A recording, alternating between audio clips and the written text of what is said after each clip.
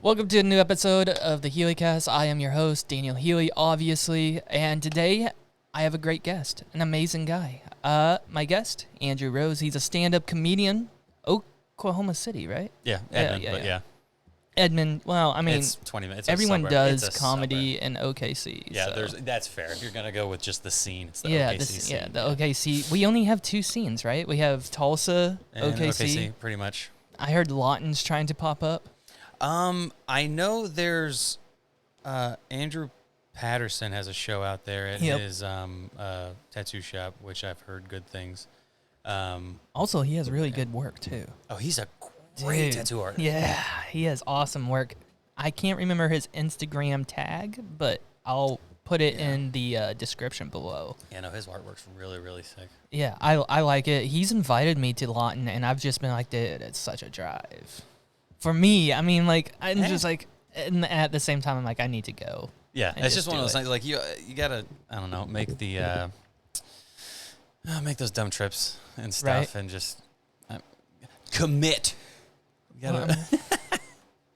Yeah. I mean, I see JJ and Brandon and a few others are committing and doing big fucking steps in their careers. So like, you know. And then I saw you post that you're doing a Bricktown show in October. Yeah. October 1st. So that's big. Yeah, man, I'm excited. It's your own show too, isn't it? Or are you opening for someone? No. It's I'm headlining it. I've been like working Bricktown hosting off and on for since they opened, I just reached out and asked the main guy, their booker, go away, fly. But I asked him, I was like, hey, man, I just wanted to see if this is an opportunity. And with the dry bar that I had come out last year, I know that's something that'll kind of give a little bit of, credence and ability to be like, oh, he actually might be worth a shot. So he gave me a shot just on a Sunday on an off day. But you know what? Got to start somewhere. So I'll take what I can get. And I can't wait, man. It's going to be fun. So already sold 8 tickets, man. I'm crushing it. Fuck yeah. That's actually really exciting, to be honest. Like, I'm happy, man. I mean, you're headlining. I know. At a pretty big club. Mm-hmm. I mean, Bert's been there. Tom's been there. Big names. A lot of people. Ali Sadiq's there this weekend. Is he? Oh, yeah. Ooh. I went and watched both of his shows on Friday. I was going to go yesterday, but got caught up hanging with friends and stuff. Nice. Do you work at the comedy club? No. Okay.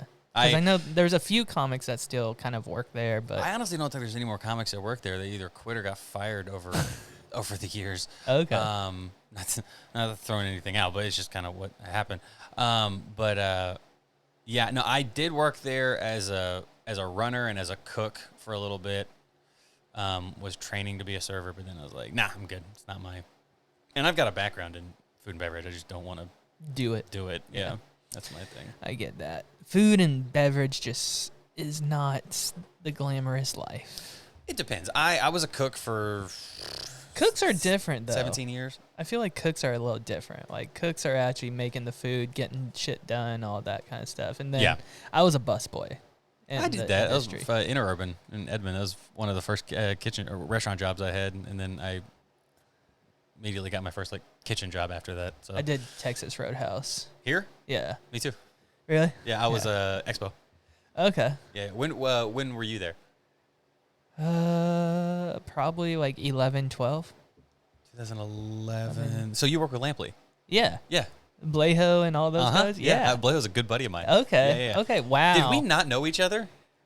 Maybe we did. Did you ever go and party at Blejo and their house at 801? Yeah. They hated me. But why? Yeah. I don't know. I think I just got on their nerves when we worked together. But I mean, maybe they were just giving me shit at the same time. Maybe that's funny, man. Yeah, I took the photo because I remember at one point Blejo put that's crazy. We had the beer pong table in the garage, right. And we would play, and everyone signed it and everything, and there was the 801, and we lit it on fire with lighter fluid, and it was so it's the 801, and it's got flames up behind it, and that's I think if you go to the Facebook page, it still says the 801 house or whatever, and that's the picture that I took on my phone and sent over to him. But a lot of fun times there, dude. Yeah.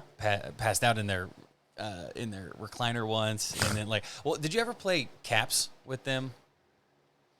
It's a combo between like quarters and beer pong. So basically, it's like you sit. I think I did. Distance, and you just throw beer caps, beer bottle caps into the thing. And it's an easy way to get drunk real quick, drinking wise, especially if you're not good at the game. And I wasn't, and I got hammered. And then the next day, I was just like dragging ass. I was like, I can't. Oh my god, I'm dying. And then I went into work, and then Blake was like, "Hey, buddy," I'm like, "Don't, hey, buddy, what did you do to me?" He's like, "Do you not like caps?" I'm like, "It's a spectator sport from now on." Yeah, I'm not doing it. I know what you're talking about. I think I watched guys do it. I don't think I participated in it, but yeah. Oh man, but yeah. I didn't realize. Wow. Yeah. Crazy. Yeah. Small world. A little bit. Not Stillwater, but yeah. It's weird. I do meet people that like are like, I think we work together. I was like, what? Dude, so I came back. I traveled abroad, and I was in Finland for a semester, and then I came back for the summer, and then before I was going to Scotland the next semester, and then before I left, it was like school was starting. It was the first OSU game, like their little scrimmage intramural thing or whatever, and then I was leaving, and then it was like Blejo's birthday. There was like everything kind of like culminated in one weekend. So they had a big party at their house, and there was one girl, and I don't smoke weed. I don't give a shit if anyone else does. I just personally don't. And then the women, or like everyone that worked at Roadhouse, knew that I didn't smoke. But there was like Blejo was over here, and then Melissa was here, and I think it was Melissa. And then so he was just like passing the joint around, and I grabbed it and I just handed it over to her. Melissa, the blonde, redhead. Can't remember her last name. There was another Melissa, I think, that worked at Roadhouse that was a short blonde. I don't remember her. There were so many girls that just turn over in and out. Oh yeah. With the girls, but surprisingly, one girl named Erin, I think she was there for like 4 or 5 years after I left. Nice. And we had this ongoing bit that's like, you still work here? And she'd just be like, yeah. Nice. So you got to the point where I'm just like, damn. That's funny. But yeah, so I handed her the joint, and then she was like, oh, but you don't. And I was like, I'm just handing it to you, bitch. Like, calm down. Like, I'm not, just right. I can touch things. Like, I'm not. It doesn't mean I'm not. And then so we were having this conversation. There was another. She was a newer girl. She'd been there a few months. And she was sitting over kind of on the chair, and we were all kind of having our thing, and there was just like a lull for a moment. She goes, I really like baseball. And then we were all like, what the fuck? Like, it just came out of nowhere. Like, it was like, apropos of nothing. Just like, I like, and so we all started like laughing or whatever. About 4 years later, I went to Twin Peaks in OKC, and then I go up, and the host is like, all right, so how many of you? And I go, 5 or whatever. And she was just like, do you remember me? And I go, should I? She was like, you worked at Roadhouse with everybody. I go, yeah. She goes, you guys made fun of me because I like baseball. And I'm like, whoa, whoa, whoa, whoa, whoa, whoa, whoa, whoa, whoa. I like baseball. I was like, that's not the situation. We weren't making fun of you. It was just the most random thing to shout in the middle of a party. Yeah, for just sure, like for nothing. Yeah, that is super random. But, I mean, I do like baseball. I like baseball. I think summertime is the best time out of the whole year. Although hunting and, like, I like fur trapping. So, like, that kind of stuff is out of the question during summertime. But, right. I mean, there's still things to do during the summer, like baseball and drinking and smoking, in my opinion. Having fun. Outdoor activities is a lot more. Well, yeah. Unless it's triple digits, then you're like, fuck this. Oh, for sure, yeah. I'm terrified of the triple digits coming up here, like at the end of this month and August, because as you can see, all this equipment. Oh yeah. I'm gonna have to figure out what to do, and then like I'll probably honestly have to take a break for the majority of August podcasting. Unless I can find somewhere. Need to bank some. See if you can bank them so you can release them over through yeah. I might actually start doing that. That's not a bad idea. I mean, I have one episode that we just finished this week that I held back. Yeah. That we finished on time for Wednesday. I release these usually Wednesday, but I didn't. I decided I'm like, I might just bank them and hold them up for a little bit, because August is gonna be too hot that I know he's not gonna want to come over and sit in here. And I mean, that little fan in the back, it's giving us a good enough breeze that I'm comfortable enough in here. But like, once we get to those 103, 110 days, we're going to be taking a break probably of podcasting unless we can find a AC controlled area. Oh, dude, if you can, like, I don't know what to think, whatever, but like you could get a little 100. I've been looking at like portable AC units or whatnot. Yeah. Oh, what's the new one that fucking Jeff Foxworthy's promoting? It's like it's a cooler. It's like it looks like an igloo cooler. The redneck AC unit or something like that. But it's like an igloo cooler, and then but like you just put ice water in it, but it's like, and then it runs off of not a DeWalt battery, but it looks like a DeWalt battery. It's got like a different amperage or something. I think I know what like a Milwaukee Milwaukee has something similar to that. It's like the Icy Cool or something like that is the brand name or something. But there's that and like another football somebody. Oh wow, way hot. Football somebody that's promoting it or whatever, but yeah, they're like, man, we're out on the field and everything. It's nice to have one of these things. Yeah, it's such a random thing. I know what you're talking about. I know exactly what you're talking about. I've seen it on like TikTok, I'm pretty sure. Probably. But nothing's showing up on here. It's all good, man. But for some reason, tis what it is. But it's just like a still photo, just a heads up. This is a Safari background, yeah. Yeah. Crushing this, bro. It's not. He's doing a great job. No. I'm just fucking around, man. Yeah. You can't. We just got new equipment, technology so is a frustrating. Yeah, we kind of set up in a hurry today too. So some of it's not even plugged in, I don't think. Oh, nice. Oh well, it buffs. Yeah, I do IT work. What'd you find though? Just out of curiosity. What's it called? I don't know, hillbilly air conditioner. Hillbilly. Okay. What's the name of Pretty it? much that's all I've got. Really? Look up Jeff Foxworthy, like spokesperson, portable AC. Yeah, portable AC. Because I was just on Facebook Marketplace, and there's this like kind of square one that you can sit in the middle room and plug it in, and I guess it takes all the moisture from the room and cools it down. Oh, it's a swamp cooler. I think it's what it's called. And I'm like, that would actually. It has 3 settings or whatnot. I'm like, I could just put it behind my producer, and I mean, it should circulate enough that 2 out here we'd be comfortable enough. And hell, if your mom doesn't care, just knock a hole in this wall and put in a window unit. Man, I would do that, but we rent, and I don't think the landlord would like that. That's a fair point. Or the landlord would love that, and then like when we move out, he's like, I love this. I'm just going to come over here. You got to roll the dice, though. Right. AC garages are nice, though. Yeah. Air-conditioned garages, I'll give you that. Very nice. Very nice. Or heated ones. My cousins or my aunt and uncle in Minnesota, they have a heated garage. I think everyone in Minnesota has a heated garage, probably. That would make sense. Right? Just for for winter times, because it gets bad up there. Yeah. Yeah, I've especially in the Upper Peninsula too. The truck I just had a heater block on it, and it was only gas. So, know it gets fucking cold up for there. Sure. It's like, ooh, hard pass. Yeah, man. I'm just an inside person. I love doing stuff outside, but I just want it to like, I don't know. How am I trying to word this? I love doing outside stuff, but I want to do outside stuff with fun people, and every now and then people are like, you want to do something? I'm like, yeah, we're not going to have fun, though. I just like doing fun stuff, and it's like sometimes people are like, let's do this thing. I'm like, it's going to be hot. It's going to be hot and not fun.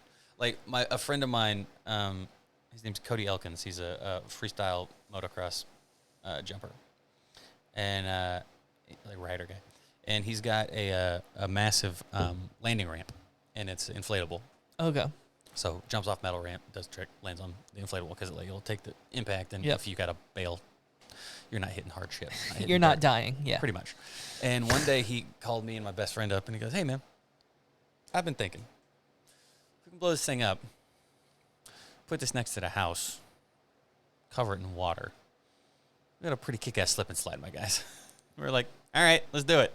So we went over there, and that's exactly what we did. And he's got awesome. he's got a cover that goes on top of it that he lands on. So and it's Velcroed on. So we unvelcroed that, and then put that, and he's got a pond right next to his house. So we got a ladder up to the roof, and then we climbed from the roof to the chimney. Oh my God. And jumped off the chimney onto the thing, and we were like bouncing, doing front flips, and then we'd land and then slide off of the thing into the pond. It was the coolest fucking day. That sounds awesome. We got sunburned to shit that day. I did at least, but it was so fun. And then I had 2 shows that night, which sucked. And I busted my foot. Like we were sliding, and there was a rock in the like right on the edge of the pond, and like I just like my heel hit it, and like I caused a blister. Oh man, but it was a whole bunch of fun. And then that night I was like, I don't want to do anything, but I have 2 shows, and this is not fun. How long have you been doing comedy? July. Talking about shows and stuff. July 25th will be 11 years. Okay, so you've been doing it for a fucking minute. A little bit, yeah. And you said you just did a dry bar special, basically? Shot it in March of 21, and it released in last November of 22. So they got a long turnaround time. It's like 18 months. It's crazy. I think I saw that. Yeah. Which was really cool. Like, I think I actually watched it fully because thank you. Someone said you were from OKC, so I was like, I gotta check this out, and I was like, it'd be a long shot to get him probably on the podcast by now.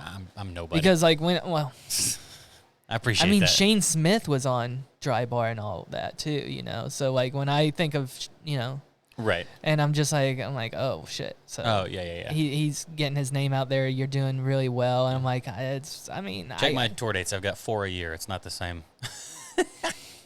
Does Shane Smith do much though? You know who I'm talking about? All tatted up boy. Yeah. I think so. Mountain Dew boy.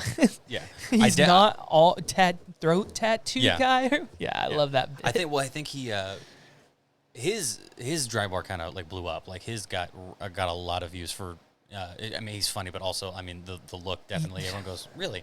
Because you think dry bar, you think clean and stuff, and don't think him, therefore I need to watch this. Is that what dry bar is? Clean comedy? Oh, it's all when you go record, it's all Mormon. Everything everything really? shot in Utah. It's very, very Mormon. Really? They don't want you to say the phrase "Oh my God." That's too blasphemous. Wow. So you have to be very, very clean. Wow. Like they say, we know you're clean. We want you to be Provo clean, which is their kind of like want you to be very, very clean, which is true. And it's not hard in a sense. You just gotta. I mean, the biggest thing is like don't swear, and you can't do jokes about drugs, more or less, or sex, which it's 2 topics to just veer away from for 20 minutes. It's not the most difficult. I guess that makes sense. I listened to Shane's set, and he didn't really talk about any of that. He talked about kids and being a criminal. Exactly, man. Like, all right. And his tattoos. It is crazy that he's known as Mountain Dew guy. There's a fly here I'm gonna murder. Flies are the bane of my existence. They're like, are they? You can't. They won't. Just go away. Just don't be near people. Live outside. Do your thing. Don't be around people. Don't be indoors. Yeah, I agree. Like you're not allowed. Just wish every fly was just like was a bouncer. Just wouldn't let them in. You can't. Come on, man. I'm cool. I don't care. You're a fly. Go away. Can't come to my house. Leave. It'd be the best. But flies. But yeah, man. 11 years, dude. 11 years. It's been a fun. You try and be like a big shot eventually, or what's the whole goal with the whole comedy? My goal is I just want to pay my bills with comedy. I want to be on the road full time, and just kind of be able to pay my bills, and then through that, I feel like other opportunities will kind of come up and everything. But yeah, I just want to focus on more comedy, because like right now I've got a day job and then comedy. So like as soon as I like am able to transition to more comedy, it's weird. You have to it's not weird. It makes sense, but you have to give up free time to do this hobby until it can slowly not be a hobby. And then you can only put so much time towards it in a sense. Mm-hmm. It's like, now here's I could just go to work and then just go home and then only write and then go do shows. But then I'm going to hate my life because I don't get to see my friends. I don't get to see my family. I don't get to go have any fun. So like the whole, work life hobby balance thing is chaos. obviously trying to figure that out. And trying to do that, but then, like, of myself, like, I've just got confidence in myself that, like, if by chance, if the company came out and was like, we're going to give you 50 weeks of work on the road. Okay. Out of the year, or 40 weeks, whatever it is. You got enough consistent work that you're going to be able to pay your bills for this year.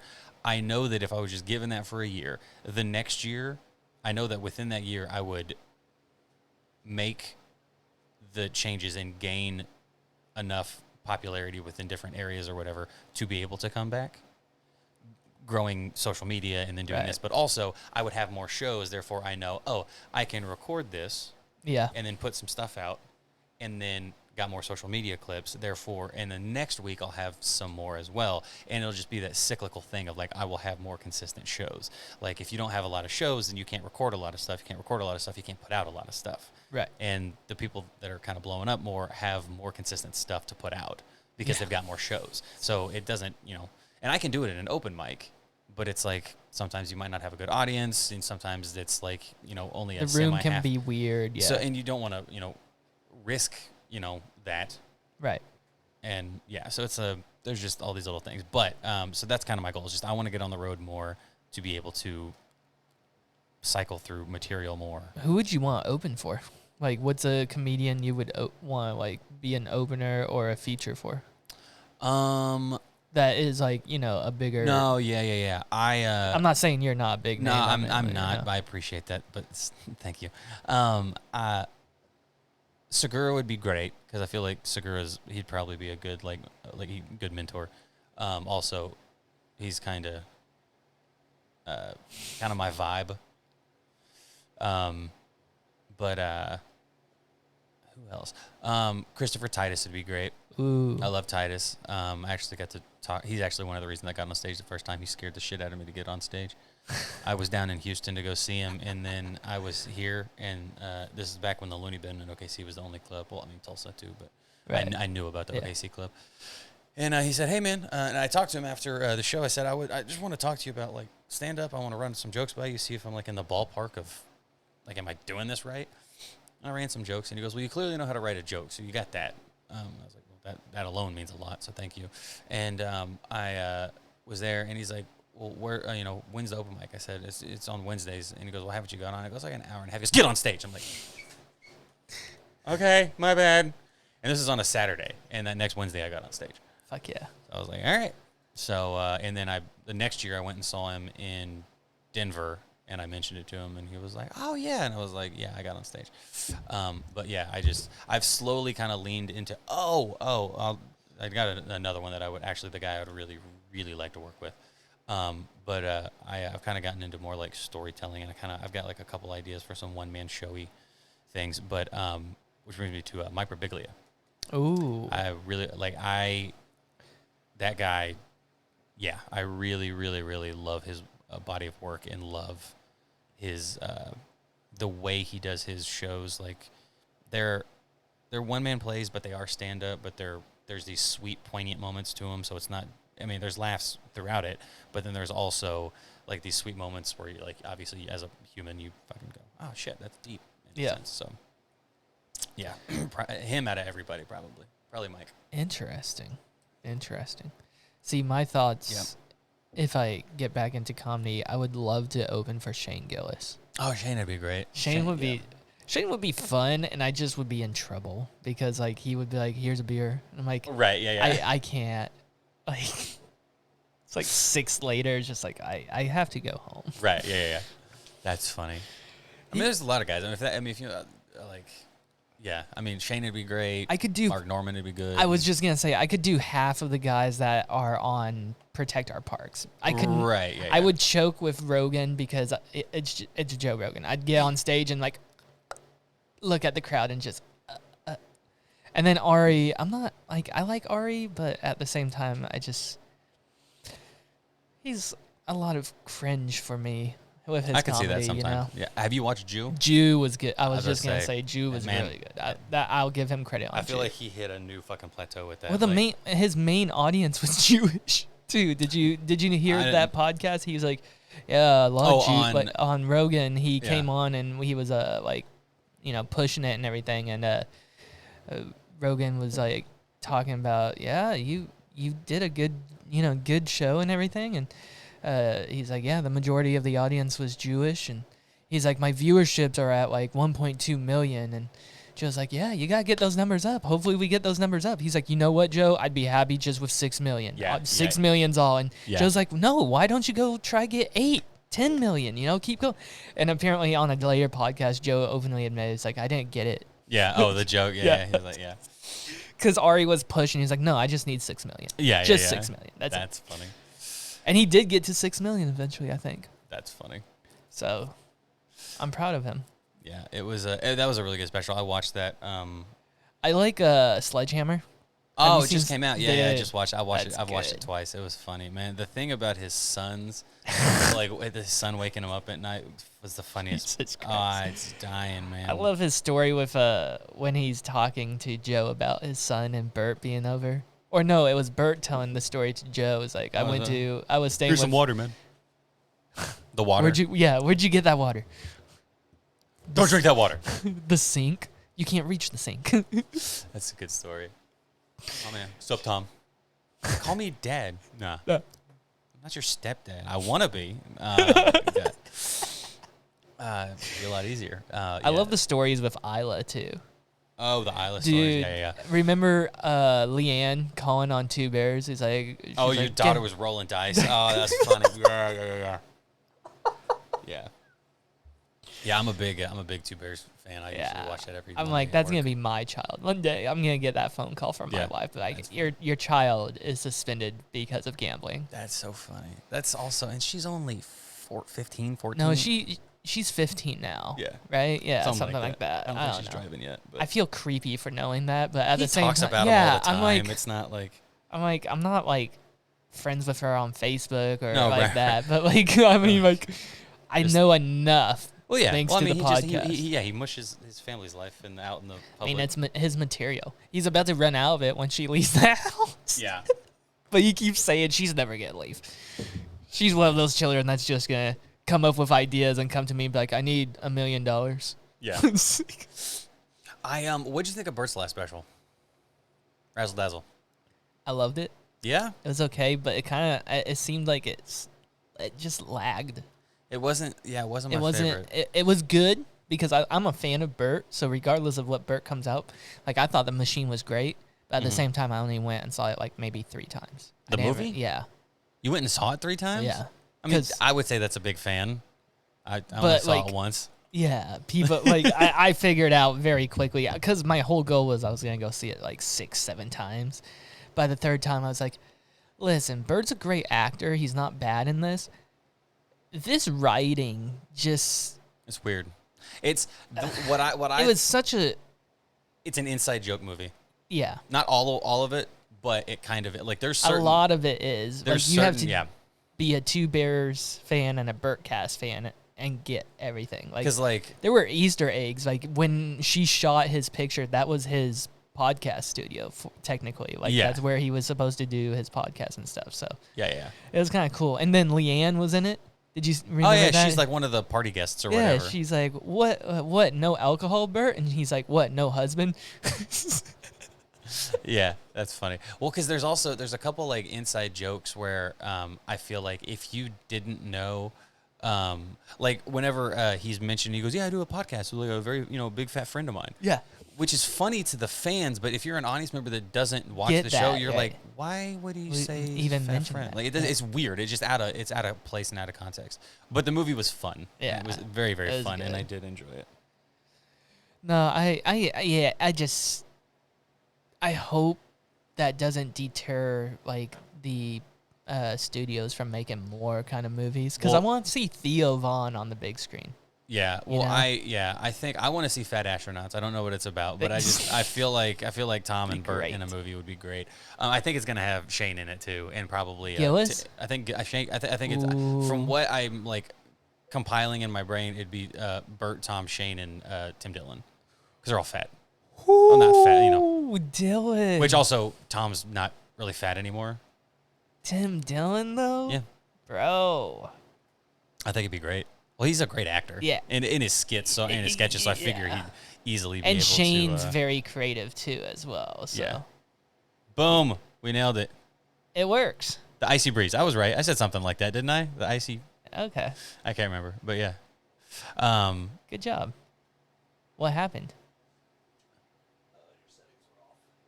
Oh, cool. Thank you for fixing that. Settings were I would off. have not known what to do, so I'm glad you did it and not me.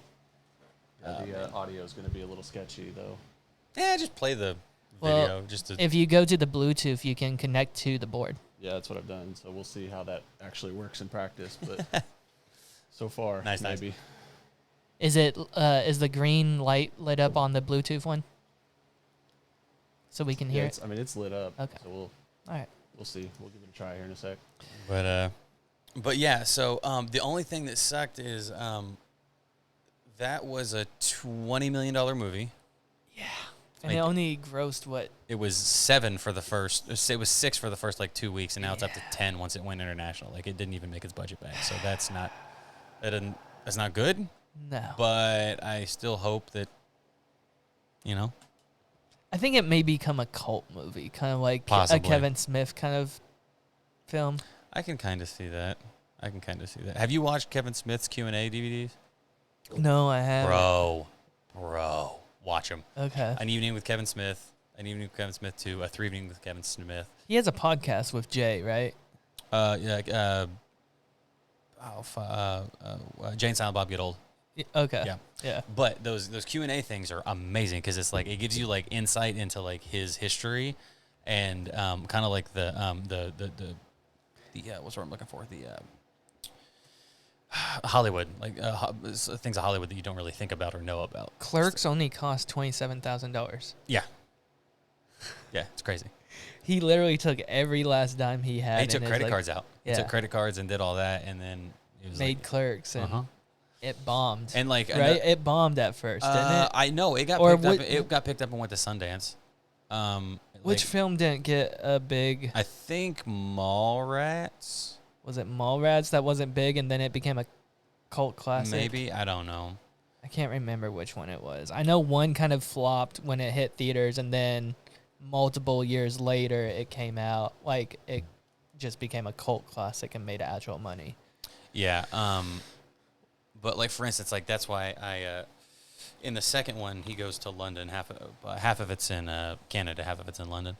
But he is talking about he helped produce Radiohead too, didn't he? With Adam Sandler and Brendan Fraser. I have no idea. Maybe. It just seems like such a Kevin Smith film. I don't know. I know he was a producer on Good Will Hunting. Really? He's really good friends with Ben and Matt. Really good friends with Ben, but yeah. Matt. There's in the second evening with Kevin Smith. He's in London. Someone's like, something. He mentioned something, and he kind of calls it back to like, yeah. Someone always says, hey, he's like, you're never gonna make another movie again. And he's like, it's not true. He goes, because my movies do what they need to do. He's like, listen, he goes, I'm not making a $300 million movie. Like, people aren't gonna see that or whatever. But he goes, as long as I make back my budget plus a little, he's like, I'm gonna have a career my whole life.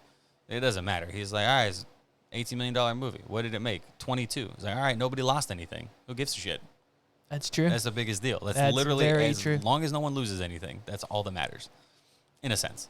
Like you also not a bad idea. So that's my. Do you want to get into films too at all? Like yeah. I'd honestly love to do a sitcom. Is more kind of my speed. I feel like my comedy Would you go with a studio or would you do like an independent type of sitcom? Like I don't. You know what I mean? There independent sitcoms? That'd be great. I don't know. I think I guess there aren't. Like I was thinking like maybe people could start doing their own sitcoms on like YouTube and stuff. I've thought that for years, dude. I've really thought that for years. If you get a big enough group and industry together, I feel like you could really make it happen. And then you also make money while shooting it because you would sell tickets. Yeah. Well, you would sell tickets to it because it's going to be filmed in front of a live audience if you wanted to, or because I mean, I remember during COVID, after COVID, there were sitcom seasons that came out that had laugh tracks instead of a live audience because of COVID restrictions, and it just did not. Well, a lot of shows kind of, well, it depends. It just didn't feel right. There were some laughs that were just like, that's definitely, people are not there. And especially, having, as a performer, like being able to have the audience, be able to feel, like to know that a joke hits definitely works. Because the live audience is like, yes or no. Like, if you say something and it gets the laugh, then all right, exactly. Well, we can just keep moving on or whatever. But yeah, man, I really, my like personal sense of humor kind of is an amalgamation of like Chandler from Friends and Will Smith from Fresh Prince. Just like the snarky ass, but also like silliness. That's just kind of. What's your favorite sitcom? Friends. Easy peasy. All day. I love it. I'd say Frasier. I listen to Frasier every night when I go to sleep. Yep. Every night. I love Frasier. It's a smooth voice. It's you can fall asleep too. Oh yeah.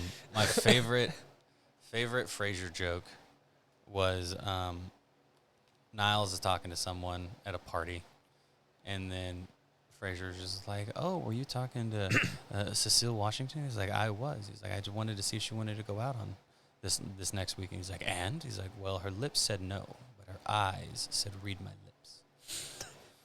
It's one of my favorite jokes. It's such an easy joke, but it's like that's a very well written joke. I love it. One of my favorite jokes is Daphne and Niles are having trouble conceiving. Mm-hmm. And she like takes an ovulation test, and he looks at it, he's like, "Darling, this is a pregnancy test." And she's like, "Oh my God, we're having children. We're gonna have a child." Yeah. He's like, "But my sperm are slow." And she's like, "I must have fast eggs." That's a good joke. That's a good joke. I'm like, okay. That's a good joke.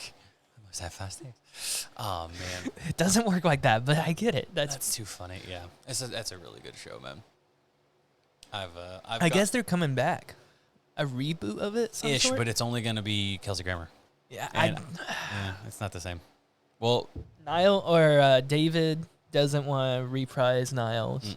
And then I heard Roz will make a reappearance. Whoever plays Roz, Perry Gilpin. Yeah, and then and then Dad passed away.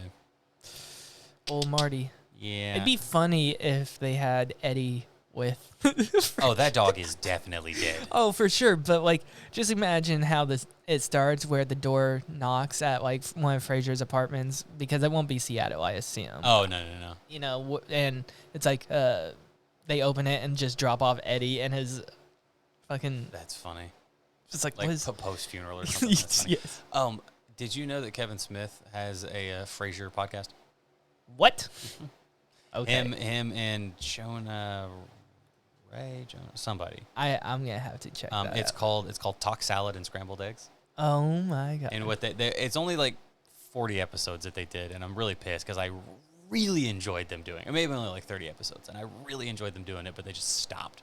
Cheers was good too. I never watched Cheers. Really? I know it's the prequel. It's just like it's to help Frasier. It preceded. Yeah. Not the prequel, didn't come out later. But what was I going to say? It did 30 episodes. Talk Salad and Scrambled. Yeah. Well, it's him and the guy, and basically what they do is they watch 2 episodes, and then they mute it. It's like on Netflix at the time, and they're like, "All right, we're hitting and go." So they'll watch it, and then they will do they'll just do commentary. They'll do their own episode commentary over 2 episodes at a time. That's cool. And they did the whole first season, and then like the first few of the second season, and then they just stopped. And it pisses me off because it was so fun to listen to. I guess they weren't getting enough. I mean, I think I don't know. It was just such, and it was also such a it's such a niche, right? Fucking like market to do a podcast for. It is. No reason to do it, but they're like, we're doing it. We're gonna have fun, and it was great, and it made me want to do one on Friends. What comedian do you like? I don't want to say model yourself after, because I believe everyone should like eventually find their own voice and everything. And you've been in it for 11 years, so you've found your own niche and everything. But like, when you first started off, who were you kind of like emulating? Yeah, I've changed a lot. I have. Because initially it was Jimmy Carr and Jesselnick. Wow. I did. I was doing like dark one-liners. That was kind of my vibe and my feel, because I really enjoyed the simplicity of a one-liner, and then kind of figuring out like, oh, that all you have to do is flip it on a word, and like kind of just come into the realization that like all a one-liner is a change of a word. Like you think I mean A, but I actually mean B, and then kind of figuring out that that's all a joke is. Yeah, I mean, I know it sounds like obvious and it's simple, but like, you know, this was when I was 20. From 19 to 21 is when I started thinking about it and kind of... How old are you now? 32. Oh, yeah. Only 4 years older, right? How old 28. are you? 28. Yes, that'd be 4. How can you not math that, my guy? Yeah. It's listen. I'm not asking you for square roots here. I'm just saying. Because like the 28, I am 28. So do I count 28? Or is it 29? You do the simple math. It doesn't matter. No one's going to be like, well, actually, it's like 3 years, 12, 9 months, and 87 or whatever. Like, for a second there, you were doing a Jim Brewer. A little bit. It sounded a little Jim Brewer. That's funny. I love Jim Brewer. Jim Brewer's great. Fox Island Scrambled Eggs with Matt Mira. Oh, bet. Why does it say resume? Did I listen to this? Okay. Oh, Maybe. it's... You might accidentally hit play. Maybe you hit play. But okay, can I tell you my one bitch about Macs? This is my only complaint. I don't like the fact that their exit, minimize, and expand buttons are so fucking tiny. That's my only argument. True. Like I feel like they're a lot better for creative purposes. You can record podcasts, you can do GarageBand, you can do music stuff. It's awesome. But no matter what, every Windows, all I got to do is this: click, and it exits. I don't care. It doesn't matter. You cannot fail. It's just to the right, and you're done. Yeah. That's true. Very weird side in the middle of the podcast of bitching about Apple. No, but I get it. I got the MacBook because it's great for editing. Absolutely. And, it's really good. No, that's what I'm saying. Creative stuff, it's the better for it. I 100% agree with you. But and plus, I mean, I use a Apple device already for recording like video, so it works with just iCloud or was it AirDrop? AirDrop right? it. Yeah, AirDrop it. Absolutely. Easy peasy. Yeah. Yeah, man. I have to hook my phone up to my PC and then import. It's a whole... I mean, I still got to do that with the board. I mean, I have a SIM card in that, and then I have to hit that and put it into a whole new thing. And because my MacBook only has 2 USB-C ports. That's you need to get there's a thing, side drive or whatever. Well, it goes into the 2 USB-Cs, but it gives you like 2 USB-Cs, 2 USBs, and like a audio jack or something. HDMI or whatnot. Yeah, it gives you like a whole bunch of shit. That's what I was thinking about getting. Yeah, it's definitely in my Amazon shop list. Yeah. Yeah. Oh man, but sorry, we went off on a tangent. But yeah, it was a lot of Jimmy Carr and Jesselnick that I totally forgot. Yeah. Yeah, no, we're good. My bad. No, that's fine. And then we went on the fact that you can't do math. It was great. Exposing me so much. But yeah, man, I the whole torrenting world, illegal downloads. Yeah, that's what I got into for a while. LimeWire and all that kind of stuff. No. Yes, I did do LimeWire. Okay. But no, torrents are a lot safer. Oh, okay. In a sense, I mean, it depends. But like, there was, I don't know. Either way, so I downloaded this mega file of comedy, and it was a lot of U.S. comics that I'd already seen, and there was a ton of British comics that I had never seen. Okay. And there was a guy named Bill Bailey. Is amazing. Like he's not a musician comic, but he is a comic who's a musician. So like he'll play some songs, but he also does stand up. He's a whole kind of thing. like Adam Sandler a little bit, or Bo Durham. That's not how you say his name. I'm just being a dick now. Burnham. Oh my god. How's that weed treating you, my guy? Is it good? It's pretty good. Yeah. Yeah. No, a little Bo Burnham. I can kind of see that's a better comparison. But he also he plays like he's got perfect pitch. He's an insane pianist. Like he's not just like dun, dun, dun. He's like he fucking just runs the shit. A guy named Tim Minchin, who's an Australian comedian that's very big. He was also. Did you ever watch Californication? Yeah. Okay, you know the Australian crazy guy in the 6th season that played piano? I didn't get that far. Okay, that's Tim Minchin. Okay. And then there's a guy named Sean Locke. There's a guy named I could keep going on these British comics, but one of them was Jimmy Carr, and he had like 4 DVDs out at the time, and but they're all in this mega file, and I started watching them, and it was. Are British more clean? No. Really? No. It depends on the comic, but I mean, like, no. I feel like they're more dry. Their humor's a little more. Yeah, absolutely. Okay. Yeah. They're very, very dry, but also it depends on the person. Michael McIntyre is very all over the place and like, we were doing this, blah, blah, blah. I was like, what are you doing? Like, he's not just typical. Okay. So I was talking to my wife. Yeah. But yeah, Jimmy Carr had some jokes, and then for the longest time, like my iPod was always not phone. This is before I had one. Was always probably like 70% comedy and 30% music. I just listened to comedy all the fucking time, and listen, and then found Jesselnick, and he obviously is Jesselnick, and he was very dark, and I was like, oh, this is awesome. I was like, he's Jimmy Carr-esque, but he's American. It's weird, which. It works. Yeah, it's very, very funny. So I kind of got into that and started doing jokes, and then. Personally, like I realized, like my one-liners were funny, but they weren't funny enough to do like an hour of those. Mm-hmm. So, and even when I was able to make my sets, I would do. I would always try and what's the word I'm looking for? Like give it a flow, give it like a through line, so it like kind of connects. Like, all right, I'll do this one-liner about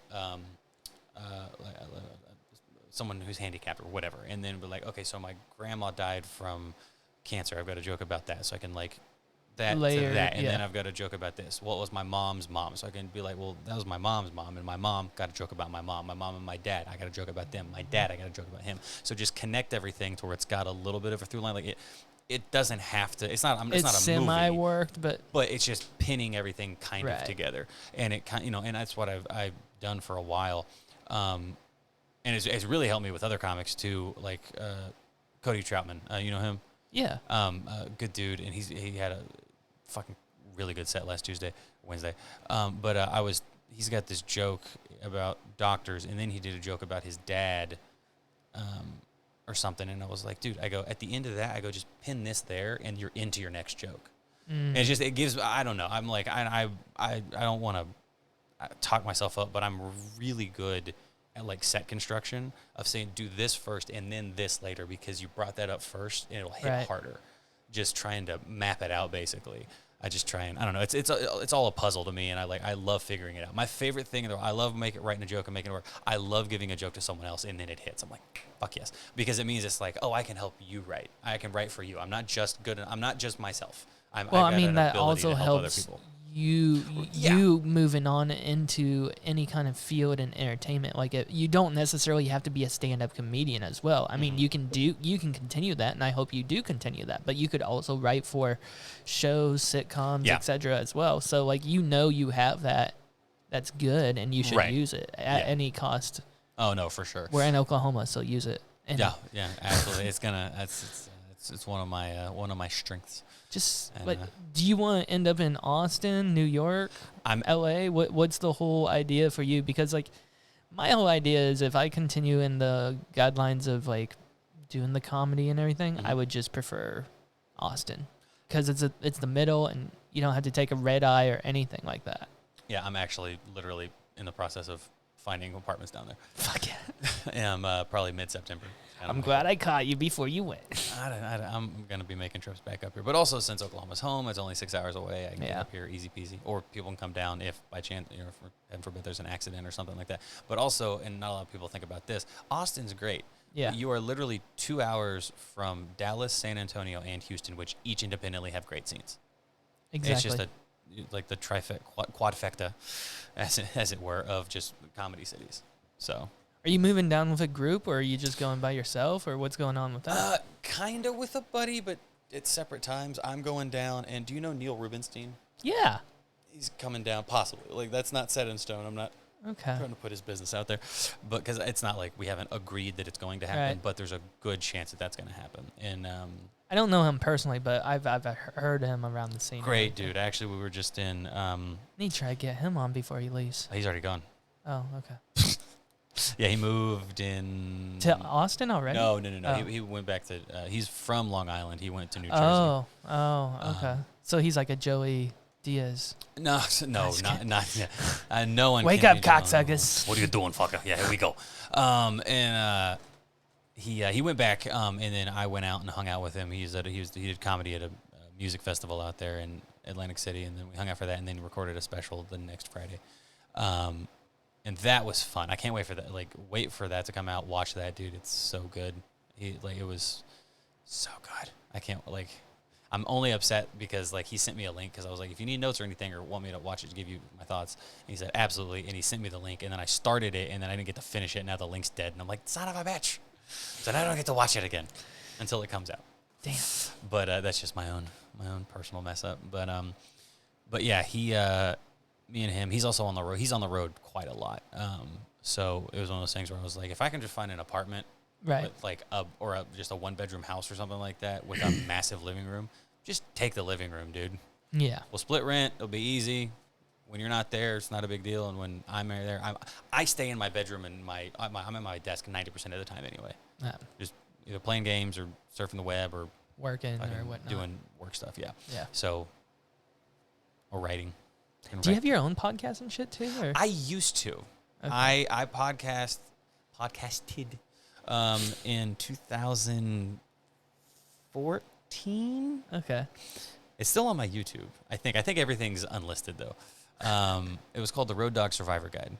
And I just wanted to get comics on and talk about road gigs and all that stuff. And I did probably 10 episodes. And it was fun, but yeah, I just stopped doing it. I'm pissed that I didn't keep going. I don't know why I stopped doing it. What about road gigs that you wanted to know, or what interested you in? It's just like, for instance, anytime I meet someone from that's in the military, I always go, tell me something funny about boot camp, because something funny always happened. Okay. Same concept. Yep. It's just I want to know, like, if you've been in comedy for enough time, you've got a hell gig that you've done, or a crazy thing that happened when you were on the road. My buddy Brad Chad Porter from the OKC scene, he was in. He's supposed to be at the. He got to Looney Bin in Little Rock, and he was calling, and he was like, "Hey man, I'm here, and like I'm following the instructions, and like it's not looking familiar." And he was like, "You're not by the Wendy's or whatever the hell it was." And he was like, "Nah, I'm not over there." And then he's like, "As I'm doing this, I'm slowly realizing that I'm in Little Rock, and I got booked in Wichita." He's like, "You know what? It's fine. I'll fight. I'm here early. I'll just figure it out." And he's like, "I had to hit the road and fucking haul ass." Because he had to go, he drove 4 or 5 hours and then had to in turn drive 7 to get to the gig in time just because he wasn't paying attention and just went the wrong way, which is hysterical. And that's a story he told me on the podcast. That's why I know that. That's so stressful. Oh, bro, man. I'd have been like, I got to get there, like speed. Why are you going so fast? Because I'm stupid. Please let me go. Yeah, I was just about to say, I don't know what I'd tell the cop. I'd be like, listen, dude, I'm funny. Man. Yeah. If I make you laugh, can I get out of this ticket? I've only made one cop laugh. I was doing a field sobriety test, and I wasn't drinking. I really wasn't drinking. I take one of those with you on the road and just wave to a cop and be like, yeah. I had 3 shots of Malibu like 4 hours earlier, but it's Malibu. You know what I mean? It's like nothing. And I could have had like 20 of them 10 minutes before driving, and I still would have been fine. It's like coconut water. But either way, so I got pulled over doing the thing, and then I'd never done a breathalyzer before because I did the field sobriety test. He was like, "You're fine. Obviously, you're not tripping over yourself. I would feel more comfortable though if you did the breathalyzer." I was like, "All right, fine, whatever." So I do the breathalyzer, and I never knew this because never had done one. They've got the little machine, but they have these little plastic tubes that they put in, so each person uses their own tube. Like, it makes sense, but I just didn't think about it. And then when I was done, he was like, "All right, cool." And he's like, "Grab that," and I grabbed it, and he pulled the machine, so it popped out. And he was like, "You can keep that. That's a souvenir." And I was like, "Will you sign it?" And he giggled. I was like, "Fuck it. All right, I got a laugh out of a cop. That's all I needed." And yeah, nice. But I passed. I passed my test. It was multiple choice. But no, it was like, because what is because legal limit's 0.08. Under 0.08 is the thing. Yeah. And I looked at it and it said 0.09, and I was freaking the fuck out. I was like, "No, I can't have a DUI like this." No. And he goes, "Look again," and it was 0.009. I was like, "Oh my god, thank you." I freaked out, dude. I was like, my heart sank. I was like, "That's not possible. You know how I'm talking right now. This is not possible." Apparently, energy drinks can make you spike on. Oh, really? Those. That's what I've heard, at least. Because like one of our prom things, one of our classmates was drinking like Red Bulls apparently, and they made him breathalyze, and he did not pass. was Red Bull. I mean, yeah, there was vodka in there too. It was Red Bull. It was fun. So I do not know if Red Bull will make you not pass a breathalyzer. Oh man, whenever you asked me to come do this, where was I at? Oh, I was up in Ponca City, and I got a weird memory for things. Handy though. It's what? It's handy. I mean, you were already up here. No. No. I know. Not for today. I mean, the day you asked me, because I was up there doing a job, and I was at a hotel, and I do IT work, so I was at a hotel installing a fucking router or something. Either way, so you talked to you, blah blah blah, and then I was like, I need to listen to an episode, kind of. Right. Understand, feeling everything, Oh, and then I listened to and I like swiped through it. And then I listened to Lenny Van Horn's last episode that he did. Yeah, that's and then and as a joke or whatever, I called him just because I was like, as soon as I saw, I was like, because he's not around the scene like a shit ton anymore. Oh really? No. What's he doing now? I don't know. I think he's focusing on work, and he's kind of like making a life transition, so he's kind of been busy. Well, I know last year was busy. He was on the road a lot and everything too, doing comedy. So I don't blame him taking a break or kind of focusing on other things. For sure. But I saw it and I was like, oh, I should call him. Like I haven't talked to Lenny in forever. And then so I called him later. But during that episode too, you were talking about like clean comics and stuff, and he was like, yeah, there's so and so and so and so and so. And I was like, hey, bitch, you've known me for years. Like you even think to name me? Like I'm clean, ass. So rude. And then I called him and I mentioned that. He's like, oh, that's funny, dude. I was like, I'm just messing around, obviously, but I was just like, you can't think of me. I'm Mr. Clean minus the hair. I saw your post about you having the show in October, and I was like, I need to get him on before that show so he can promote it. Oh, yeah, man, I appreciate it. And so I hit you up, and after I hit you up, and like we set the date and everything, I put my phone down, and I was just like, I think I've only met this guy once, and other than that, I don't know anything about him. Facebook, scroll, yeah. and I was just like, okay, I know. What did you find out?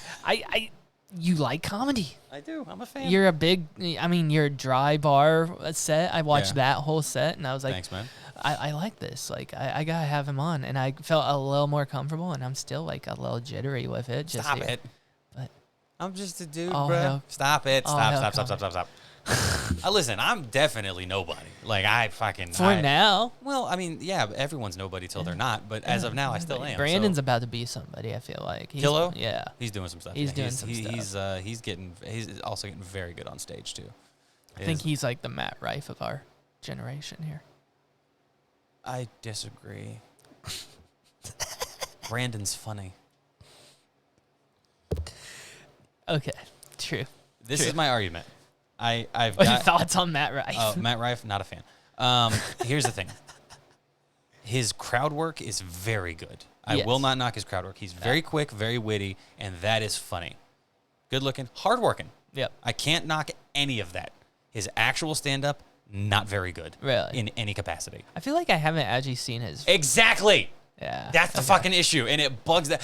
He's such a great comedian. No, he's a good crowd work guy. That's not the same thing. Yeah. And a lot of crowd work isn't like the whole show. And it's not replicable either. Yeah. So it's like, if someone, like in theory, he'd be able to turn You would anything never have the said. same set if you just did crowds. Like crowd work. Right, yeah, well, you everything. never can. That's the thing. I mean, yeah. you have like a vague ability. Because like with his, like it was like he talked about, in the last special, he talked about like red flags. And everyone was like, oh, what's your red flag? And then people would shout him out. And then he'd get crowd work out of that. And it was great. However, it's like, I want your joke writing ability to be better. See, that's why I like Bert. Like his stuff is pretty good writing wise. I liked Secret Time was my favorite, probably. Other than The Machine. Yeah, Secret Time. Well, Secret Time was good. I liked the next Hey Big Boy. Hey Big Boy, he did. I was actually at the recording too, so that was fun. Where was that? Was that in Omaha too, or was that? That was Ohio. Okay, what was in Omaha? Was that his last one that he just did? The last one he just did. But why? Real quick, why is it? Why are the recordings in areas like weird like that, like Omaha and? It usually depends on the tour. Okay. Because like he'll tour. Say you tour for 2 years. Let's just say you got 180 dates, whatever it is. You got 180 dates. We're not going to record it in the week that you're in LA. No. The first 20 days in, you're going to record it at the end of the thing when you've worked this whole fucking thing out and you get it tight and you get it ready. So Omaha might be at the end. It's going to be towards the latter end of it. Now, mind you, you still have dates after that, but the recording's not out, so people don't know what the hour is. And again, sometimes, and with Bert, I think he's just a big Omaha fan. He likes Omaha. He also loves Ohio. Well, I know Ohio's like almost a pretty big popular place for other comics too. Like, I think it's because Chappelle does live in What? No, it's weird. It's just like, no, it's just weird. Oh, it's like okay. a little dent here. I was like, that's a weird little dent thing. I was like, did Liquid Death do something? No. Is there like something that in can it? interest me. Go on. But yeah. I lost train of thought after you did that. Chappelle lives in Ohio. Chappelle lives in, and I feel like Ohio is just kind of a giveaway to do like your specials up there. You go. Yeah. I feel like Rogan's gonna eventually get the mothership ready, like the big boy room, into a special set. I could see that. I don't know if Joe will do it, but I think for somebody, you know, I can definitely see that being a thing. He. Because I think the big boy is set up to do it. It's big boy. Yeah, can, there's a like spot. I think you could even do it in the little boy. Is it Fat Man and Little Boy? Fat Man and Little Boy. That's what it was called. But I think he purposely set both of them up to be able to shoot specials in either one of them. Yeah, I think he did. Absolutely. And then the green room is right in between of them. Yeah. That's kind of got to go yet. Dude, I haven't gone either, but that's what I've heard. Like he talked about, he's like the green room is in between, so like you just either go right or left, whichever one you go, and you're on like right behind the curtain and you're ready to go. And I'm just like, that's pretty. That's very clean. Handy, very clean to do that. Yeah. Oh man. I've been to. I went and did a podcast for the Highness and Boozer at the living room. Where's that? That is in the district area. What is it called? It's kind of like in the gay area for Brandon's, one of Brandon's, in OKC? Yeah, showcases. It's called the living room. No, it is right off. It's like right by Classen and Northwest Expressway. It's right down there. That's Is that Paseo? No, that's... I don't think that hasn't. It's kind of Paseo-ish. It's weird. I've heard it's kind of like the gay district. Oh, it definitely is. That's where the gay bars and the... But I remember like we got a green room, and it was like summertime, and I'm just like, we had one of those fans right there, and then one of those other fans in the back, and we're just like, so we're supposed to do a podcast back here with the fans going, and it's 100 degrees, and I'm not knocking the place at all. It was a great. I appreciated them for trying and everything. I'm just like, the audio was so just fanny. Right. You know, like and I was yeah. And I mean, other than that, you were just in a oven. You know, air's just stale and hot, and just And then, like, when a comedian or someone would go on stage, you'd get that breath of, cold breeze from the bar or the main room, and then it just closed, and you're just like, come here. Leave the door open, dude. This is cool. I like it. I tried talking to the manager. I was like, why don't you we can put a black curtain here, and we can leave the door here. Right. And he's like, because the air is going to blow. I'm like, and that's okay. You're melting, my guy. By the time I left, I was like, I'm just going to use the back way and get out of here. And it was an outdoor back way. And I was like, I'm out. Yeah, there's few things I cannot stand being sticky hot. I mean, like, it's just where you're like, where it's like, it's humidity that kills it. Because like anytime, if I'm hot and I'm sweating, fine, sure. But whenever it just sticky. That film, you're like, it should go away. And it's like, I can't. There's nowhere to go. I remember, it hasn't happened yet this year, but like last summer. It will now. Yeah, right. Last summer, I remember walking out of my house. I was already drenched by the time I got to my car. Oh, yeah. You know, it's that nasty, just like it's the precipitation, the dew, everything just hitting you all at once. And you're just like, what happened? And you need to bring a spare shirt. Once you get to your car, you start the AC. Well, it's gotten to the point now where, like, if I ever have something like that, I always, like, because I usually wear, like, what's in my dry bar is usually kind of just my standard stage attire, like, right? Whatever, jeans, whatever, and then I'll just wear a button up with the sleeves rolled up. It's just feel comfortable, think I look good. Let's roll with it. And but I was like, I will never wear my shirt outside again. I was like, I'll carry my shirt, and I just got a t-shirt on underneath, and I'm like, not, because it's just extra heat. I'm not doing that. Fuck it. That's way too much. I did think of something. I want to go back to the Matt Rife train for just a moment. Real quick. So I am.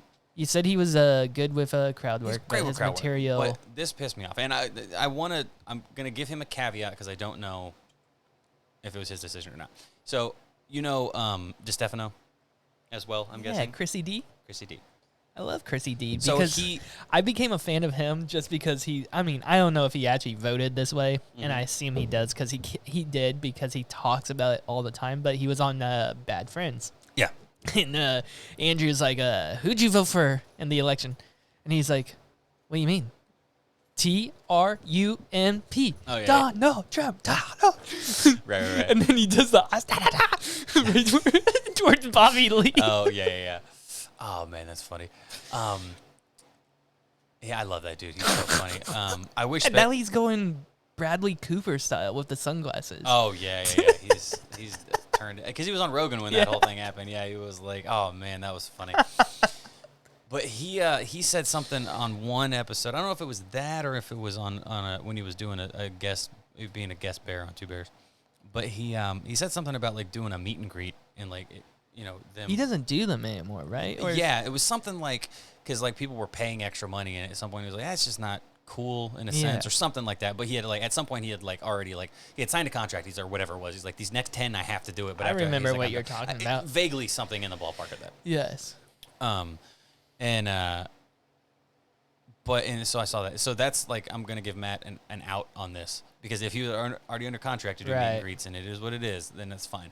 But his meet and greets were $100. Jesus. At comedy clubs. Not at theaters, not at arenas, which I understand that. I understand paying for a theater and arena because if you're doing 5,000 seats. Well, you're paying the staff, everyone too. Well, right. I'm not even talking about that. But I'm thinking more of a logistical reason. Like if you have 300 people at a comedy club, let's just assume only half of them want to actually come and shake your hand or whatever. Everyone else, sometimes people are like, oh, we got babysitter, we got to fucking leave, or I'm tired, I want to go home, this was awesome, but I got to go. Yeah. Just assume. Not that they don't want to meet him, but they're like, I got other shit that I've got responsibilities. Yeah. So say you got 150 people. That's very easy to do at a comedy club. It's not going to take a lot of time. It'll take some time, and they still got to flip the room, but like but the for staff $100. For $100. But at an arena that seats 15,000, 20,000, or a theater that seats anywhere from 1,200 up, meeting 600 people can take time. So that can actually push you a little bit past your guaranteed, you got a hard stop time of whatever, a clock. Right. And like, so I understand if he did it at a theater and arena, because that's a lot of time, a lot of money. I get that. So, and also you put it out there like, oh, so out of these 5,000 people, only 400 want to do this meet and greet. All right, well, they paid for it. They earned it. That's cool. And I'm not having to do everybody. It's just a little thing. Exactly. At a comedy club, $150. I am very good friends with Drew Lynch and Preacher Lawson. Preacher, really? Yeah, a buddy of mine. Not super crazy good, but I text him infrequently. And I was me and him were at Drew Lynch's wedding together. That's a whole other thing. Nice. But so good buddies with him. Drew Lynch is Stutter, isn't he? Yeah, he's I call him Stutter, but yeah. Sorry, Drew, if you watch this. Yeah, it's my friend. Watch your mouth, bro. No, but either way, on the flip side, he has 2 specials out on YouTube. Go watch them. It's Short King. Theo talks about Brad Williams all the time. Or no, Mark talks about Brad Williams and how he's, pro Midge. Mark. Norman. Okay, word. I'm like, I know. I literally the first thing I thought was, Wahlberg? No. What's he talking about, Brad Williams? I'm not anti-trans. I'm pro-Midge. Yeah. That's what my favorite That's bits. fucking great. Either way, so both of them, I've done a theater with Drew, and then I've done clubs with both of them. And they just do a meet and greet and just swing by and say hi if you want to. Right. Doesn't cost a dime. Just say hi. If you want to buy a shirt, cool. If you just want to come and get a picture, doesn't cost a dime. And both of them are 10 times better than Matt is on stage as comics. And Drew can also do very good crowd work as well. Drew's really amazing. I like Drew. Yeah. He appreciates you, bro. But yeah, that's what I'm saying. So it's like I liked him. Was it America's Got Talent? Yeah, he's on AGT. Yeah. And Preacher was as well. But all that being said, so it's like you're charging so much and you're not as good as these guys. I would understand if Drew or Preacher did it, and they don't. I don't think they should, but they also don't. But if they did, I'd be like, I get it. But for the other dude, that I'm just hating on Matt, I guess. I don't know, but I don't think it's a hate. I thought it's probably a contract thing, and I don't think that's what I'm saying. Yeah, I'll give him that. That's your out. Like if you already that, sure, fine, whatever. I mean, I wouldn't really, even if I was blowing up, I wouldn't really charge people, because I'm just a man. Right. That's that's my thought too. Just maybe if we get to theaters or whatnot, but right. But if it's clubs or just like events, small events, I'm not gonna charge people or anything. I'll just show up and be like, if you have beer and weed, I'm happy. Hell, even at the small level I'm at, like I've got merch that I sell. I like his set. I like his videos, Matt Rife's videos of where his fans give him weed. And he just like hits it and like it's a big cloud. He's like, oh shit. Yeah. Every single time I'm like, bro, you know how much you inhaled. Shut up. Yeah, for sure. But like even on my I've had people come up like, can we take a photo? I'm like, yeah, I don't give a damn. Like, thank that. Like, that's a big fucking ego boost for me. I'm like, the fact that you thought I was funny enough to take a photo. I'm like, thanks, man. Like, that's not all the time. It's not every single person. Like, I realize that I'm 90% of the time the low man on the totem pole in the show. I'm just hosting. Like, if you want to come out, and if me in 15 minutes made you want to come take a photo, that means a fucking lot. I'm like, thank you. Right. And sometimes people buy fucking merch or whatever, and blah blah blah. But if not, I don't give a damn. I appreciate the. I definitely I just figured out where I've met you before. It's Bricktown. You've called me up on stage. Have I? Yeah. I remember that. Yeah. Totally. I'm trying to remember who else called me up. I think it was either Jay. No, it was Jesus. Sorry. Yeah, Jesus. Jesus was... Oh, Flores? Yeah. Yeah, Flores. He messed up the list. I wasn't the next comedian. I was outside smoking a cigarette, and he's like, Daniel Heley. I was like... Gotta go. Yeah, ran inside real fast. Well, you obviously have the October 1st show. Yeah, man, I can't wait, dude. What else you got going on here? Oh, man, anything coming up? Yeah, yesterday? Friday. That's what yesterday is called? Shut up. I know this is what it is. I don't know if it was the day it happened. I don't know. Oh, okay. No, Friday I was over, Kayvon? Yeah, you definitely give me Jim Brewer vibes. I'm sorry, but well, that's funny because I never listened to him. Really? No, I know he's a great comic. I just never listened to him. You just give me the vibes. I'll take it. You mean I give you vibes of a great comedian? Oh my God, thank you. That's kind. It's so sweet of you. It's very, very kind. I'll take the bow. Kayvon. Kayvon. Oh, he was fixing my phone the other day.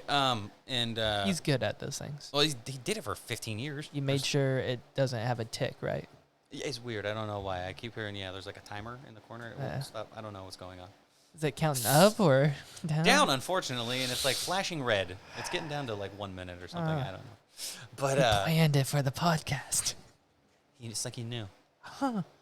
I'm gonna leave my phone here. Where's the restroom? I gotta step away from. We don't have one. Sorry, you gotta stay here. But no. So either way, I was over there, and then while I was there, I got booked on a gig in Boise, Idaho. Oh shit! And it was the 29th of July, so it was a really quick kind of turnaround thing. And then I've got 3 days in September in Boca Raton, Florida, and then 2 days at the Grove in wherever the Grove is. Fucking Oklahoma. Arkansas. Oh, okay. Not Grove, Oklahoma. Oh, I've been there. But actually, I was there 2 weeks. A week Every ago. time I hear the Grove, I think Oklahoma, Oklahoma. So, what is the Grove? Is that a club or something? Comedy club in somewhere Arkansas. I can't Who remember. Who runs that? Not the Bricktown people. Obviously. Dude named Bill. Okay. That's all I got. Got it. And I only got that because there's a manager that I've been trying to work with for the last 4 years, and it finally just kind of came together. And getting the dry bar kind of helped do that and everything. And we're I'm not his client, but I'm not his client. It's weird. I don't know. I think every now and then he's just man, I'll give the guy a bone. But he's awesome. Why not? I got to work. Greg Morton. He was also an AGT guy. Does a lot of sound effects. I got to work with him in Kansas. That was cool. That was really fun. That was fun because like I showed up and like I get into they checked me in my hotel room. I was like, oh, this is cool, whatever. And as I was there, like Greg was like getting something out of the vending machine. I was like, dude, he's like, oh, hey man, like I didn't expect me to run into him at the hotel. We thought maybe the next morning we'd talk to each other. But I walked into the hotel room and they had a little gift bag for me. It was just some like cookies and a little thing. I was like, that's sweet, man. I think there's a Rice Krispie in there, and I hadn't had a Rice Krispie in like years. I was like, oh, y'all nailed this on accident, but I appreciate it. Rice Krispies are so good. That's nice to get snacks and stuff It was a sweet little thing. And thank you for coming out for the show. I was like, that's really sweet of you guys. I really appreciate it. Where can my listeners find you, social media-wise and everything like that? Ready for this? Yeah. I always used to stream on Twitch, so I memorized this, and I've got it down. Instagram, Facebook, YouTube, Twitter, Twitch, Discord, and TikTok. One Andrew Rose. Everything. That's it? Literally. That's so handy. It's very handy. But everything. Instagram, Facebook, YouTube, Twitter, Twitch, Discord, and TikTok. I need to start doing that kind of stuff. Also, there's a website you can go to. It's like, Google it or whatever. It's like find my socials or whatever it is. Or not find my social, but like, it's like a social find media. my social it's a check. security. My social security number, exactly. What happened? I don't know. All my money's gone. It says that I have a house in Mississippi. Ohio? Yeah, exactly. What? What's going on? They were able to get a loan. Interesting. I can't. But okay, fine. Cool. They're really good. Oh, it's just a trailer. But hey, dude, it's better than nothing. You know what I mean? This A home's a home, man. That's true. I lived in LA for 2 years in my car, so fuck it. I'll take what I can get. So, well, it's like here's what happened. Quick story, yeah. Go for it. Are we wrapping up? Yeah, sorry. we're getting wrapped up soon. Sorry, my bad. Either way, I was living in. I think. How long have we been going? Okay, we got a little more time. Like, my bad. No worries. If you would kick me out, Okay, that's cool. We our last guest, we went like 3 hours. We were just sitting here and just chatting. So that's nice. And so the editing was hell. Oh, I got you. You know. All right. Well, actually, I mean, I gotta bounce like right at like 5 anyway, so probably 20, 30 minutes we go to wherever. Yeah, that's perfect. That's cool with you, man. It's perfect, man. But I went. I lived in LA, and a buddy of mine. I'll back this up. This is all connect. I got very lucky early in my career. Do you know the World Series of Comedy? Roughly, is that the Montreal? No, that is just for laughs. Okay. World Series of Comedy is the biggest comedy festival in the United States. They've got different satellites around the country. The main guy, Joe, goes to every single one, and then the top 40 comics that submit to the satellite get to perform, blah, blah, blah. And then all the top comics get to go to Vegas. Or go to the main event, which it's actually been changing over the years because they're kind of trying to not make it. So is that the same thing that Kenan Thompson did? No. That's another. That's his own thing. Okay. This is a whole that different. Brandon won and got to go to. Yeah, this is a whole different thing. Well, actually, Brandon didn't. That wasn't from the Kenan thing. That was from the Othello's comedy competition in Norman. That went to the Vegas thing. That Brandon went out to Vegas for. It's completely different. That was different from the Kenan thing too. That was just a local. Oh. The woman that runs Othello's is a woman named Jen. Her family owns the two Othellos, and she is a big comedy fan. She's been a comedy fan like since they started doing open mic there about 13 years ago or whatever the number is. And she really enjoys comedy, and she wants to help us do something better career-wise. So every year she's kind of like a few years ago, dude, I can't remember his name. He's just not in the scene anymore. I've got him on my phone. Either way, this kid won, and he got to go to Texas to do some shows. And because like she called the place, I was like, yeah, we're doing this competition. Can we have a guy host? Blah, blah, blah, whatever it is. So he got to do it. And then she always wants to help the comics. So she contacted, I'm pretty certain she contacted them, and that's how Brandon got to go. So good on him, and that's awesome. And I think he had a blast and all that stuff, and I think he fucking deserves it too. Yeah. But it was completely different from the Kenan. Okay, I thought it was. But so World Series, and then they're actually moving the main event across the country. So like, because sometimes it's in Vegas, and all the East Coast people are like, well, we can't fucking make it all the way out there. Right. We don't want to do that. So he's like, all right, I'll do one on the East Coast. And where do they do it on the East Coast? Atlantic City. It was Ohio. They did Ohio. So it's not East Coast, but it's closer than Vegas. So it's Midwest, whatever. Well, because it's been Vegas, St. Louis, and then Ohio. Oh, okay. So, yeah. Well, it's about to be Vegas, Austin. Ooh, Austin actually wouldn't be a terrible place. Austin would not, because Red Band has his own clubs. There's so many clubs that you can do. You say Red Band has his own club? Bro. Really? I didn't know that. What is it? What's the name? Look that up for me, Mason. Is that the East Austin? Because I know there's like East Austin and South Austin. So he's on I think he's on like a block down from the mothership. Really interesting. Yeah, that's cool. And he serves food, unlike Joe Rogan. Yeah. I feel like Rogan needs to do just what the store does and just do like chicken fingers and cookies. That's all you get. Just simple. I think it should be finger food at least. Finger food. I get what he's saying. Ew, I don't want to look down while I'm telling jokes and see you munching on your food. You're not going to be paying attention. I'm like, listen, you already took the phones. Yeah. Oh, do they yonder bag every show? Yeah. Man, that's impressive. Wow, that's crazy. Except for Kill Tony. I mean, because it's already it's already live. Yeah. I don't think they do Kill Tony with yonder bags, but yeah. I think was it Joe Rogan and Friends? It ain't popping up. It's all good. I love being the guinea pig. Things are happening. IT guys, fun. Right. I love it. Maybe I'll just have you come on too and help. Oh yeah, man. Make his life less stressful. I know some shit. Just ask me what you need. But so I did the World Series and I got to travel. I actually coolest boss I ever had, guy named Brant. I was in the management program at Upper Crust in the city. Okay. Pizza place, if you haven't been. Very good. And I got lucky and I got an opportunity to host at the Looney Bin. And normally it was Wednesday through Sunday, but on Wednesday they had someone else auditioning on. They stopped doing Sunday shows, so all I had to do was Thursday, Friday, Saturday. Mm-hmm. Well, Thursday I was working. I had to trade with this guy to get Friday and Saturday to switch our schedules around. Right. So hosted that weekend. First weekend got paid, had a blast, did the shows, and then Sunday I went into work. And I was like, I don't want to fucking be here. I really do not want to be here. And then I went in on Monday, and then halfway through we got through the like morning rush and everything, like lunch rush. And then I talked to Brant, the owner or the manager. There we go. Oh, that's him? Sunset Strip. I've seen the Sunset Strip. I didn't know that was Red Band. That's fucking sick, man. It is Sunset Strip. Okay. Good for him, dude. That's awesome. Because I know about the club because I've seen people post about it, but I didn't know that was the. He has a secret show, right, or something like that. Isn't that what it's called? I think. Interesting. And it's not really that secret. Interesting. But so cool. I ended up that next Monday. Yeah, I talked to him. That's really sick. I like the Java and jokes. Oh, it's at 4 p.m. That's why it's like an early show. That's really sick. Huh. That's smart business right there. If you've got an empty space, you use your space as often as you fucking can. So you think is that a open mic or what is that? Come and chill with us. Open the Java and jokes one. Will it not? Is it a thing? Go to the ticket link, see if it'll.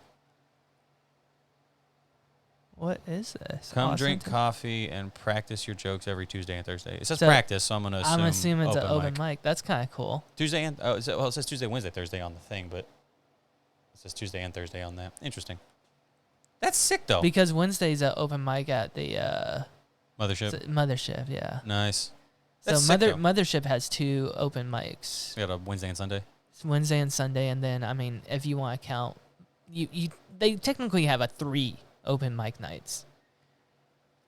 Kill Tony on Monday. Yeah, but that's not a guarantee. Not that the other one's a guarantee, but you get more of a chance on the other 2. Right. Yeah, there's a secret show right there. $20 to $25. See, that's a decent price for a show. Who most likely is going to have a really good comics on. Right. I love I love Joe Rogan and Friends show. Where he has, it could be anybody. Yeah. Fucking Ron Fluffy was there 2 weeks ago or was whatever. He? Yeah. 2-3 weeks ago. Basically, if you just listen to his podcast, you're like, oh, that's who's going to be. That's who it's been. Yeah. That's what I've heard at least. I'm like, oh. Well, it makes sense because they're in town. Like, why the fuck else is so-and-so going to be in town if not for... Fluffy, it's great to have you. You ready for tonight, man? Let's have a great show. Yeah. Oh, man, that's funny. I love those. I just love that. Like, Tom's probably one of my favorite guests that he has on, Segura. Oh, on the podcast? Yeah. The 4 best Rogan episodes are the End of the World podcast with during the election. 2016, right? Yeah. And then his 1000th episode with Joey and Tom. Yes. And then, because that's when he did the whole, you're changing flavors. That's where that whole thing came from. I think the first Sober October. Well, I was gonna say that one's good, but then the Thomas Fat Bird is Fat episode 1 and 2. Okay. Those two together, I fucking love them. Yeah. They're so good. Those are good. Yeah. Those four, like, dude, protect them. Protect those parks are coming up though. Like they're like in the top 10. Man. I didn't think they would do as many of them as they've been doing. I mean, they're on what 10 now? I think so. Something like that. Yeah. They're getting up 9 or 10. Yeah. But Shane's such a hoot because and Mark, because like if Mark gets drunk enough, he'll just stop. Mm-hmm. And like, oh, what I missed? Trans? We're trans now? Mark's so funny. Or Shane will just take shrooms and he'll just like go over there and just start drinking beers, and Ari and Joe and like Mark would be like talking, and like 15 minutes later and Shane's like, okay, I'm back. Oh, that's funny as fuck. I haven't watched a lot of them. I love them. It just cracks my shit up. I'm just like, oh my God, that's what we're doing. Okay. I have to finish my story because go ahead. People are listening that are like, anytime someone like doesn't finish a story on a podcast, I'm like, you better not fucking end. You have to. You finish it. How dare you? Finish your story. Either way. But yeah, so I was working. I came back, and then on Monday I was just like, hey man, I don't think I can keep doing this or whatever. So my manager at the time, he was like, do you have kids? I said, I don't. He goes, are you married? I said, I'm not. He goes, follow your dreams. Legitimately, this is what he said to me, and I was like, holy shit. And I saw him like a week ago. I ended up going over there for lunch, and I was just like, I still keep up with him and stuff, and I always tell him, like, this is the coolest thing you've ever done for me, like right. as a person. Just someone saying, you know what, dude, fucking do your thing. You're young. You've got this. And I was 24 at the time. So thanks to the World Series, I knew a lot of people and then I eventually hit up the guy. This is for anyone who wants to get into comedy, do your thing, and it's whatever. Ask questions. Be willing to sacrifice. And this is my thing. Get to know people, too. Like, what I've heard about New York comics, I don't even know. Kind of the same for OKC comics, I know. Is you have to like social network. You got to network regardless. So like, it's not just I can go hit mics and make people laugh. It's also let's go get Philly cheesesteaks or IHOP next door. Absolutely, the hang at 2 a.m. in the morning. A hang is a big part of the thing, man. You have to get to know people. Well, and it caught up to me really fast. That's why I haven't been around in a long time. Like I'm like I need to just figure out what I want to do. And I mean, this podcasting thing is a big thing I want to do, obviously. For sure. So. Right. With the investments. So I knew I had been out to Chicago for the World Series with a buddy of mine, and then I met the owner, because the owner goes to every single one, and he's a comic as well, so he does some time and all that stuff. But so I met him, and then I ended up emailing him. I said, hey, do you need a host for this next year? I'd love to come out and host for you. And he said, I sent him some stuff because you're not ready and all that stuff. I was like, all right, cool. I said, well, if you need someone to drive your shit from city to city, I'll do it. And he was like, really? I said, yeah. And he was like, well, what about a hotel? I was like, I'll figure it out. So I'll sleep in my car if I have to. And he was like, what the fuck? And he was like, we'll figure out a hotel room for you. But if you want to do that, we can make that happen. So I did. And I drove to Vegas. Where did I go? Vegas, Michigan. We're in San Diego. In that order? Or ish. Jesus this was Christ. also a while ago. And then we did Rhode Island, and then Pennsylvania. Pennsylvania might have been the next year, actually. And then we did Tampa Bay, Florida. It was all over the place. And then we also did Tulsa, which, the drive. In comparison to San Diego, which was 22 hours, it was nothing. Right. But so I did that, and then I got involved with him. I met comics from every single state, damn near.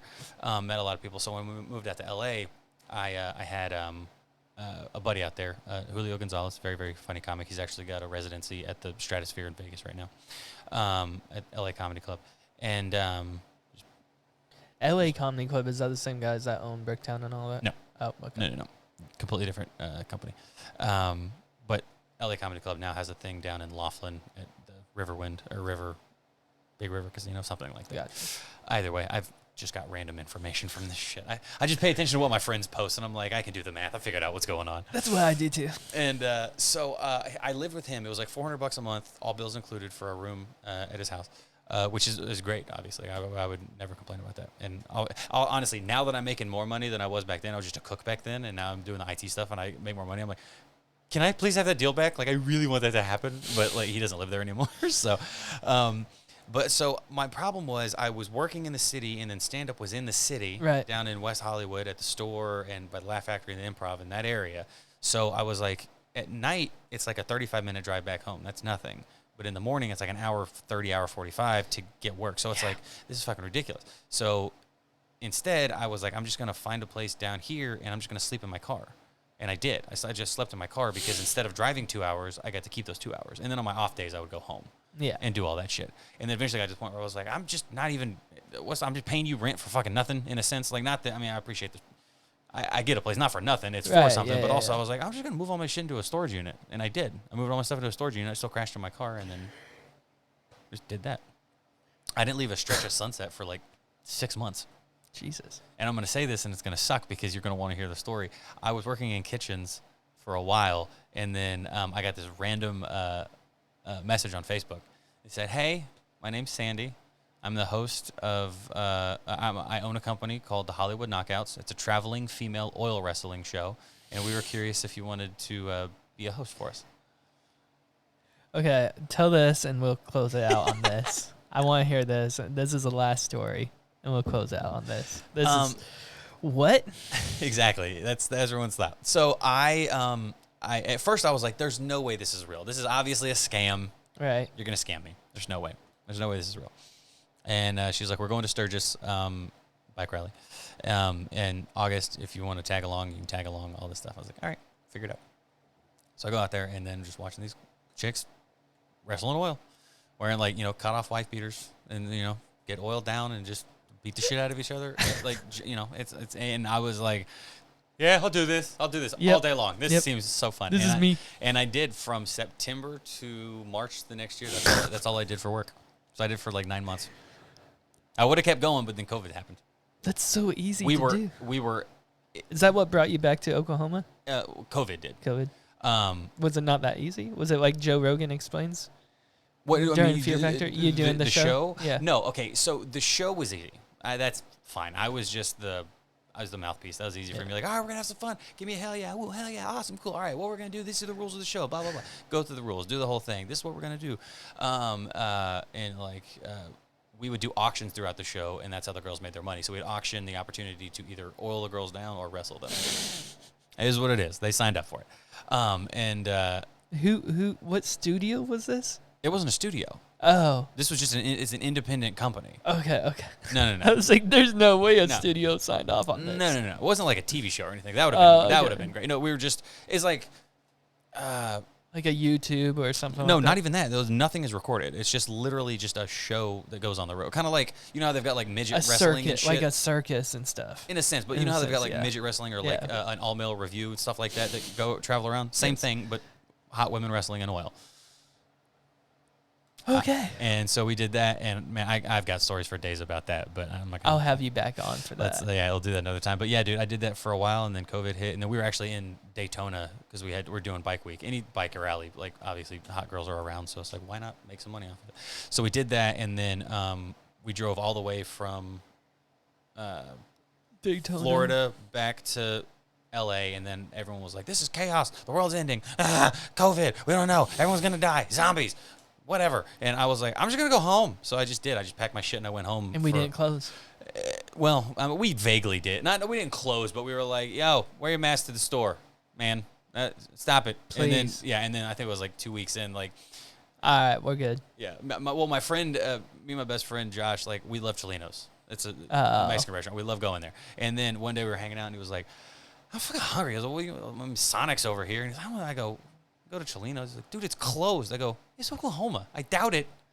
I was like, let's go find out. And then we went over there and they were open. He's like, all right, cool. Chips and queso all day. Sounds so good. Let's roll. But yeah, man.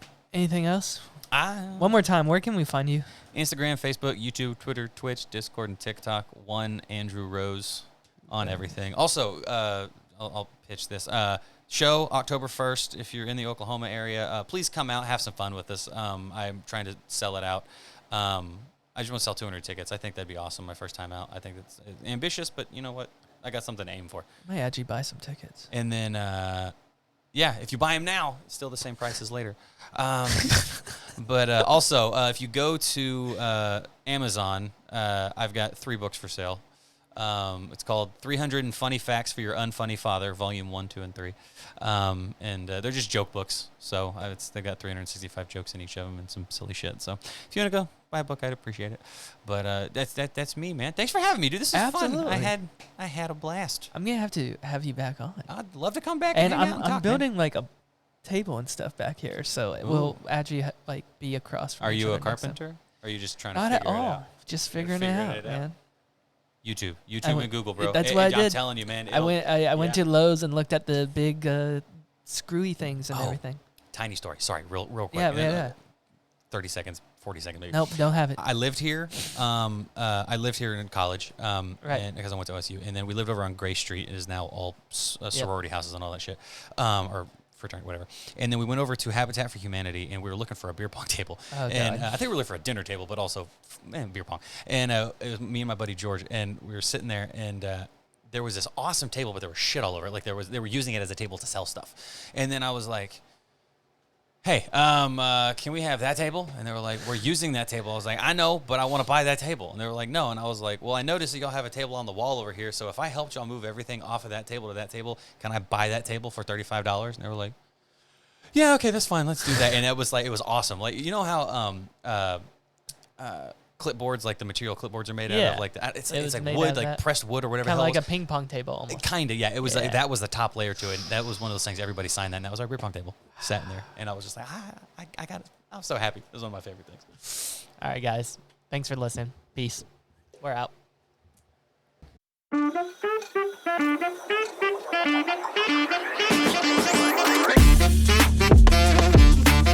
Hello, Mark Trotter. How are you? Hey, I'm good. How are you? Good. Welcome to the HeleyCast. What's up, Heley Freeman? What's going on, man? How we doing? Good. How are you? Good. Hello, Marty. Oh, hey, buddy. What's up, man? How you doing? Doing good. How are you? Next, how are you doing? What's your real name? What's your government name? That is my first question. I'm just going to go right off the bat and go. JJ Wood. What's up? Long-time listener, first-time guest. Really excited to be here. Y'all have headphones now? You get I got Heley, what year were you born? 97? 96? 95. See, all right. Technically, you're a 90s baby, but you missed half of it.